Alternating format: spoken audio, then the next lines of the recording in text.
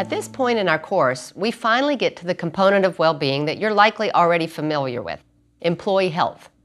Companies have been paying increasing attention to this aspect of well-being over the last decade, and with good reason. The challenging healthcare environment in the United States can have a significant impact on a company's bottom line. And more businesses are coming to understand that a few well-planned front-end investments in employee health can prevent significant costs down the line.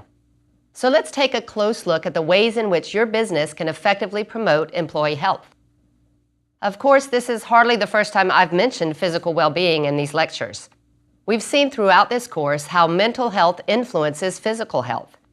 Positive emotions, hope and optimism, mindfulness meditation, positive relationships, and a sense of meaning are all associated with better physical health. Now we'll flip the perspective and look at the significant role your physical health plays in emotional well-being.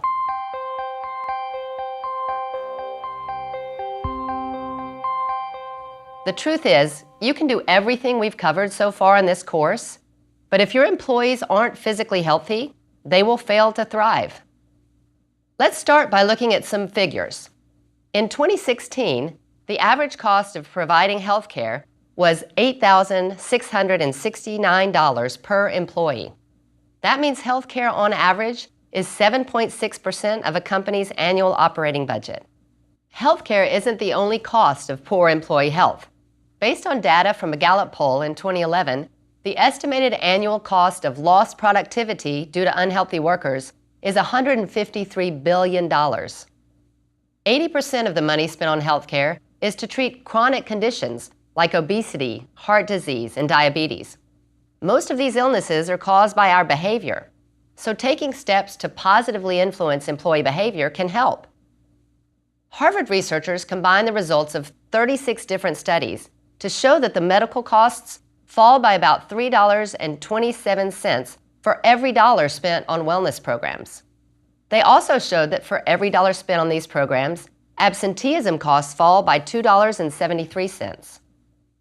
A study by the Society of Human Resource Management found that 40% of employees say they are encouraged to work harder and perform better as a result of workplace wellness programs.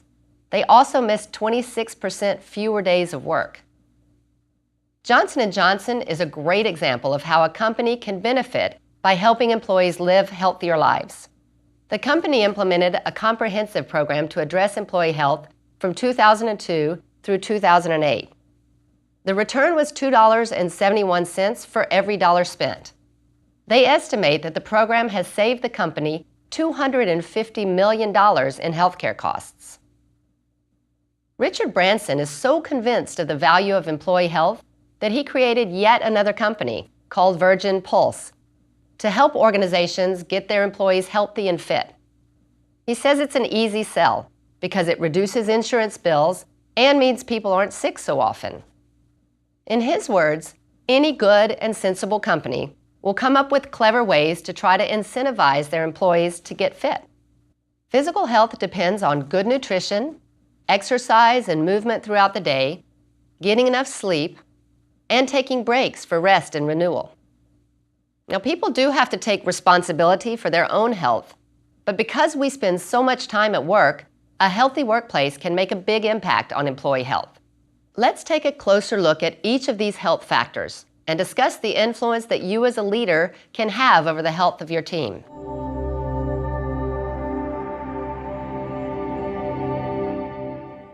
Did you know that only 14% of full-time employees in the United States are of normal weight? Obesity has become an epidemic. More than 1/3 of American adults are obese, which means they have an increased risk of disease, including type 2 diabetes, hypertension, and several cancers. Diet and exercise are the two main factors contributing to weight problems. And the food we eat doesn't just impact our weight, it influences our mental health as well. A study of over 7,000 people in New Zealand found a significant positive association between a healthy diet and positive emotional health. Another large study of over 12,000 graduates from a university in Spain found that people who ate the highest amount of fat had a 48% higher risk of depression compared to those who ate the least amount of fat. Unfortunately, many Americans aren't getting the nutrients their brains need because of diets high in processed foods and sugar. These unhealthy diets lead to an increased risk of mental health problems like depression and attention deficit disorder, as well as contributing to obesity. There are many things that your company can do to improve the nutritional value of the food your employees eat. One is to make it more convenient for people to bring their lunch to work. We're a lot more likely to consume less healthy food when we eat out. So have a place where food can be stored and heated, and a pleasant room where people can eat.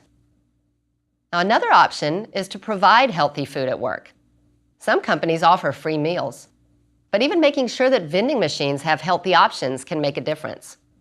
Look for vending companies with healthy food and drink offerings, and do the same when choosing a catering company for the office events. Nutritionists talk about using choice architecture to promote good nutrition. It basically means making healthy choices easier than unhealthy ones. So place healthy snacks out in the open, and unhealthy foods in opaque containers or inside of cabinets. You can also label foods with green, yellow, or red stickers to let people know which ones are more or less healthy. Think about your company's policies concerning food. Do employees have access to healthy food? Do they have the opportunity to prepare and enjoy their meals? Or do they more often have to eat on the fly? Are unhealthy foods used as motivators or rewards for performance? What about meetings? Do you find fresh fruit or donuts? Small adjustments in a business's attitude towards food in the workplace can create significant changes in employee behavior to everyone's benefit.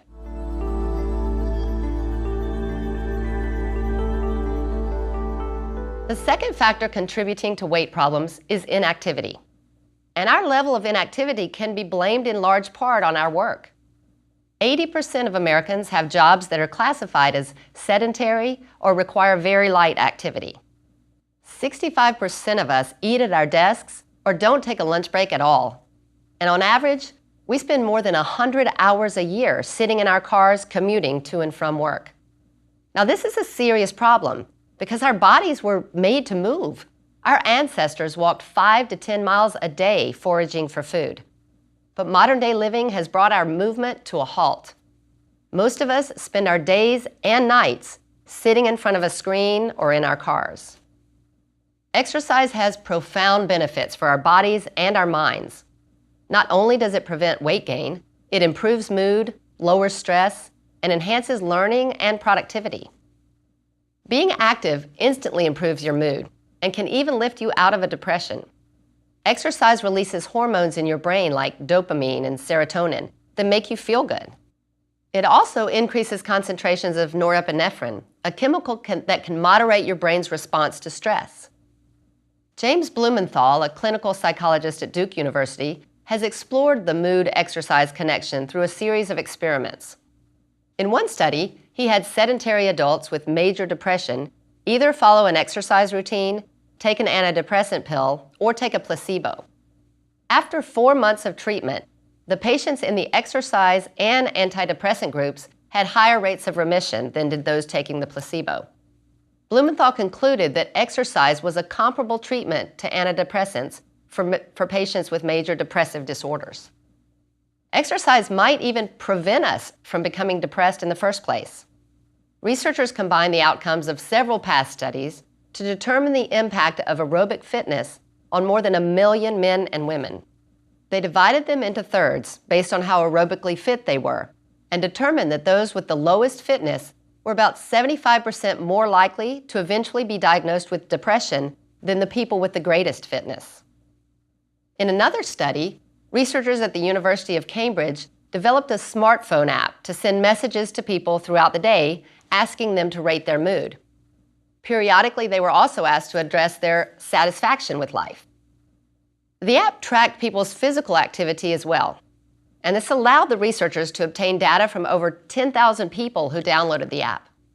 Results showed that people were happier when they had been moving in the past quarter hour, and those who moved more frequently in general reported greater life satisfaction.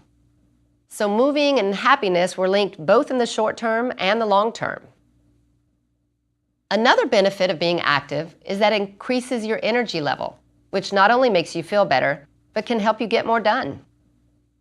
A study in England found that employees who used their company's gym were more productive and felt better able to handle their workloads. They were less stressed and less tired in the afternoon, despite expending energy at lunchtime. Now, this doesn't mean that your workplace needs to be full of gym rats in order for everyone to be thriving. People who get at least 150 minutes of moderate physical activity each week are 65% less likely to feel sleepy during the day. Yoga, Tai Chi, dancing, swimming, biking, or playing tennis can all do the trick. So can walking, which increases your energy levels by 150%. So what can you do to encourage your employees to exercise, especially if the work they're engaged in is largely sedentary? Your company may not have the resources to have a gym in the building, but could you pay for your employees to have a membership to a gym? Or strike a deal with a gym across the street to provide employee discounts? Is there a bike rack that employees can use if they choose to bike to work? How about offering classes like yoga, Tai Chi, or Pilates to your employees? Many companies use conference rooms on off hours to provide such classes. One of the most important things you can do is to make sure your employees know that they have your support for taking time to exercise during the day. There has to be a climate where people feel comfortable walking out of the door with a gym bag on their lunch breaks. Encouraging formal exercise is a great start, but finding ways to encourage small bits of activity throughout the day may be even more important. Scientists have recently discovered that exercise alone is not enough for optimal health. Being active throughout the day is absolutely critical. Sitting for too long is now being referred to as the new smoking, due to its impact on mortality rates. One study found that people who exercised regularly had a 50% higher risk of dying from heart disease if they sat for most of the day. I used to think I was doing great by going to the gym to do a cardio workout most weekday mornings. I'd then spend the rest of the day sitting in front of my computer. My routine changed after I learned about this research. I now spend much of my day working at a standing desk, and if I do sit for an extended period of time, I make sure to get up every once in a while to walk around. How could you get your employees to be more active throughout the day? Taking the stairs instead of the elevator is a great way to move more. One study found that placing a sign by the elevator about the health benefits of taking the stairs increased stair usage by 54%. Some companies have done tricky things, like programming the elevator to only stop on every other floor, or making it go really slowly so that people take the stairs instead. Having walking meetings keeps people active and stimulates creativity at the same time. In a study done at Stanford University, researchers had over 150 participants complete tasks that are designed to assess creative thinking. They completed the tasks while sitting and while walking. And according to the results, creative output increased by an average of 60% when the person was walking. Are there places for people to walk outside of your building? At George Mason University, where I work, we have a number of walking trails around campus. There are maps that show where the trails are and how many miles each one is. There are also 1-mile routes mapped out inside of different buildings to encourage people to keep walking even when the weather's bad. What about organizing a competition to see which employees have the highest number of steps each week? One study found that people who started wearing a pedometer to count their steps increased their activity levels by 27%. You could give everyone a gadget that tracks their steps, or have them use a smartphone app, and watch how it encourages people to take the stairs more and have more walking meetings. How about making sure that people aren't sitting for too long? Could your company provide sit-to-stand desks for everyone? If that's too expensive, perhaps you could have some standing desks with computers placed around the building that people could use to check their emails.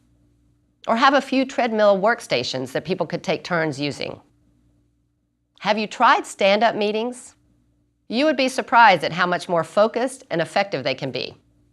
Talk to people about the importance of taking breaks to get up and move throughout the day. Give them ideas like standing while talking on the phone. Ask what other ideas they could come up with. Like everything, if people see you making an effort to be active throughout the day, they're more likely to do the same.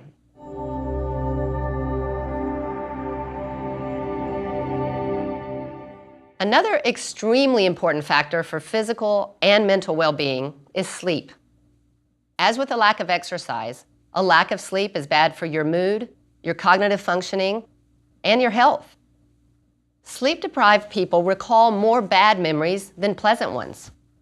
In one study, people were shown a list of positive and negative words. The following day, after being deprived of sleep, they remembered 80% of the negative words and only 60% of the positive ones. Poor sleep causes anxiety and depression. Many studies have documented this link.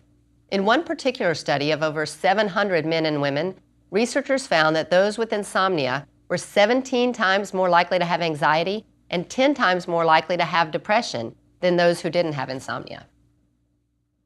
Skipping sleep impairs your brain functioning by slowing your ability to process information and solve problems. Driving on less than 4 hours of sleep is the cognitive equivalent of driving under the influence.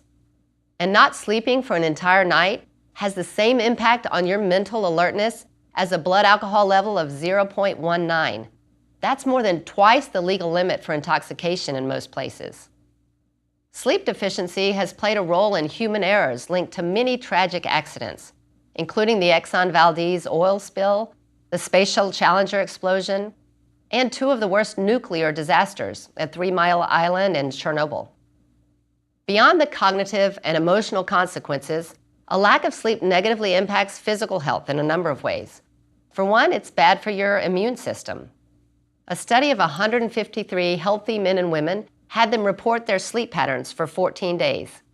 Then they were all given nasal drops that contain the common cold virus and were monitored for the next 5 days. Those who slept significantly less were 5.5 times more likely to develop a cold. Not getting enough sleep also contributes to obesity. Sleep deprivation makes you hungrier by increasing a hormone called ghrelin that stimulates your appetite and reducing levels of a different hormone, leptin, that makes you feel full. This double whammy leads to overeating, which explains why people who sleep less than 6 hours a night are 30% more likely to be obese than those who sleep 7 to 9 hours. A recent study found that it isn't just that people who sleep less eat more. Scientists in the United Kingdom studied over 1,600 adults and found that those who slept less had a higher body mass index and waist circumference, even if their diet was not less healthy than those who slept more.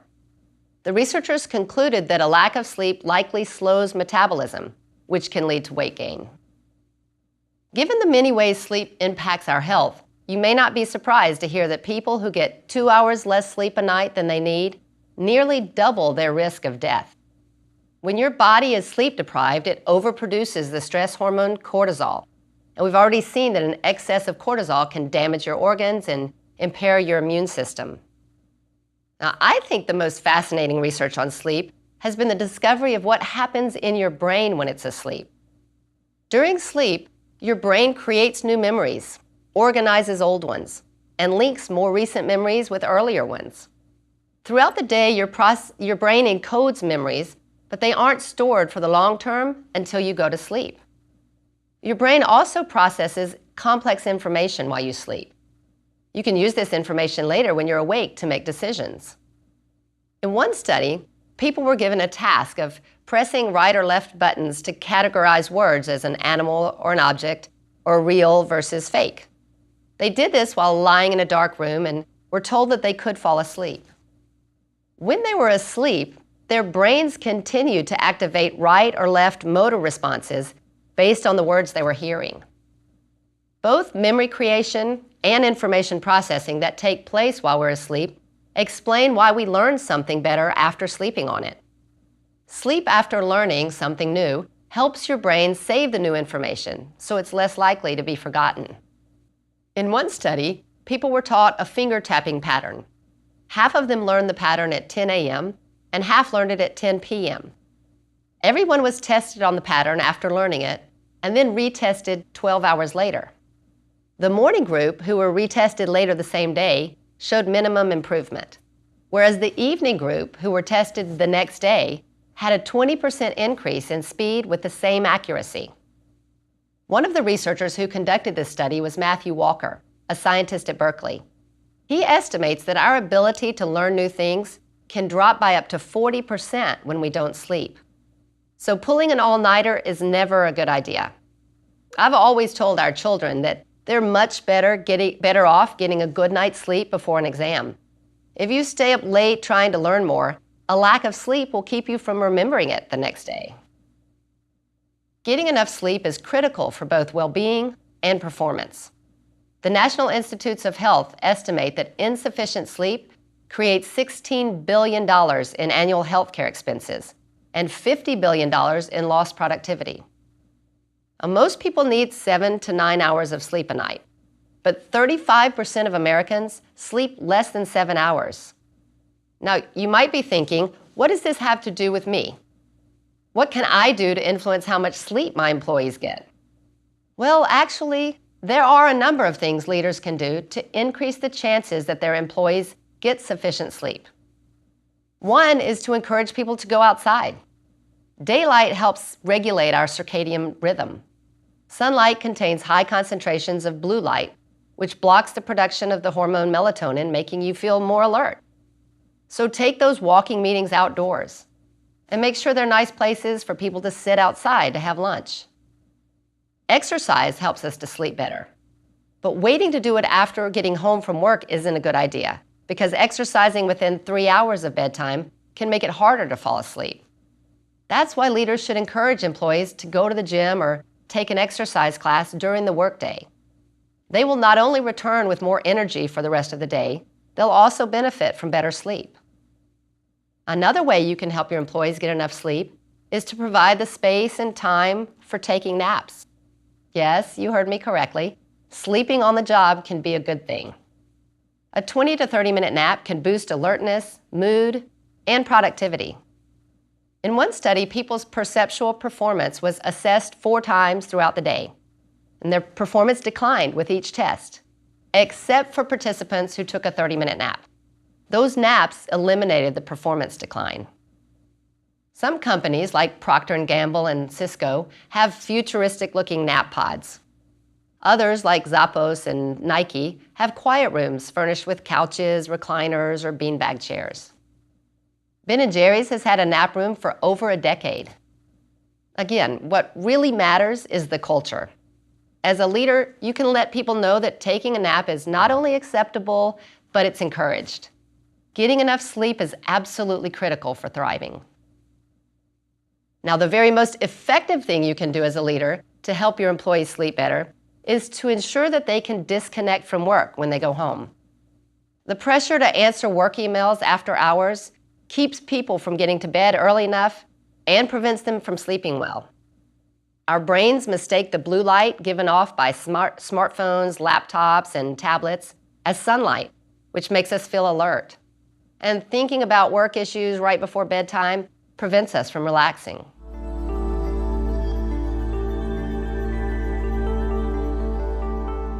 So now we've seen how nutrition, exercise, and sleep are critical to thriving, both personally and in the workplace. We also need time for rest and renewal. As author Anne Lamott said, almost everything will work again if you unplug it for a minute, even you.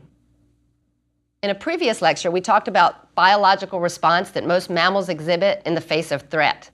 When a lion chases a gazelle, the gazelle goes into flight mode with adrenaline pumping, literally running for its life. If it's lucky enough to escape, almost immediately the gazelle goes back to peacefully eating grass. Its body returns to the rest and digest mode. Now, our bodies are supposed to do the same thing, to enter fight or flight mode when faced with a threat to our survival, and then to return to our normal state of rest and digest. But the demands of today's workplace keep many people in a constant state of fight or flight.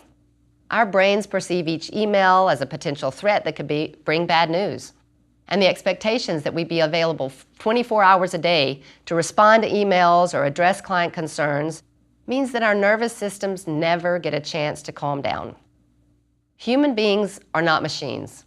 We need downtime in order to function at our best. Constantly being on, with no time to renew our energy, hurts our chances of success. The stress it causes negatively impacts our health, productivity, and relationships. Often our best ideas come when we're doing nothing. Creative thinking occurs when we stop focusing and let our minds wander.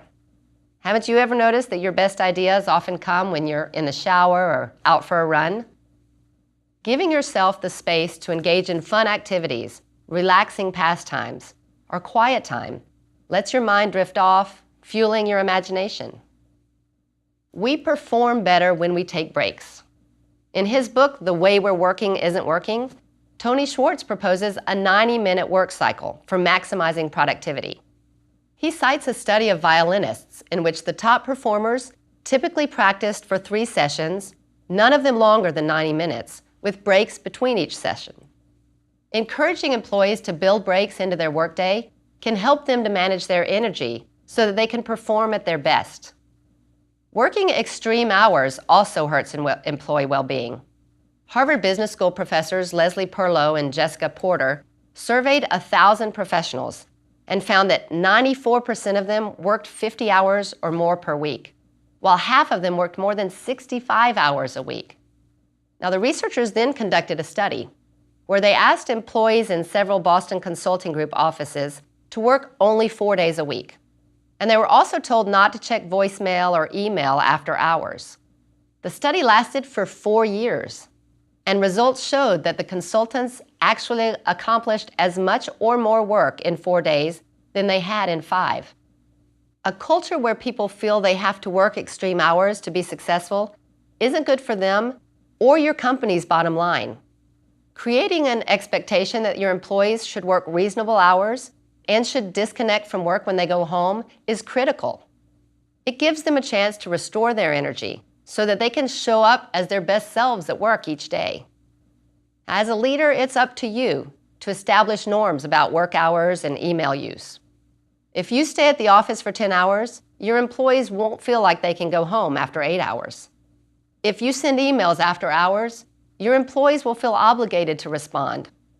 Try your best to refrain from doing this. If you think of something important in the evening, write the email so you don't forget about it, but schedule it to be sent in the morning. Help your employees to thrive by assuring they have a chance for rest and renewal each night. Another extremely important way to help people avoid burnout and perform at their best is to make sure that they take vacations. According to a survey of over 2,200 U.S. employees, only 54% take the paid vacation time for which they are eligible. Some of the reasons cited were getting behind on their work or feeling they can never be disconnected, which explains why another survey found that 61% of Americans work while on vacation. The really key finding, though, was that employees said they would take more time off if they felt fully supported and encouraged by their leaders. Not taking vacations has serious mental and physical health consequences. Men who don't take vacation are 30% more likely to die of a heart attack. Women who don't take vacations are 50% more likely to die of a heart attack and are 2 to 8 times more likely to suffer from depression. So this is literally a matter of life and death for you and your employees. It needs to be taken seriously for everyone's sake. It's a leader's responsibility to make sure employees feel comfortable taking breaks throughout the day, going home at a reasonable hour, disconnecting from work when they're home, and taking vacations. This doesn't require some big investment. You just need to set expectations for employee rest and renewal. Be a good example yourself. And resist the urge to equate long, sustained working hours with increased productivity. This is a misconception that is clearly dispelled by the science. I encourage you to assess your current employee health initiatives to see how well they address these major components of physical well-being: nutrition, exercise, sleep, and rest. Do you have a good nutrition program but perhaps neglect regular activity? Do you provide standing desks but require that your employees be at them for 60 hours a week? A comprehensive, holistic approach to employee health can ensure that your employees have a strong foundation for thriving.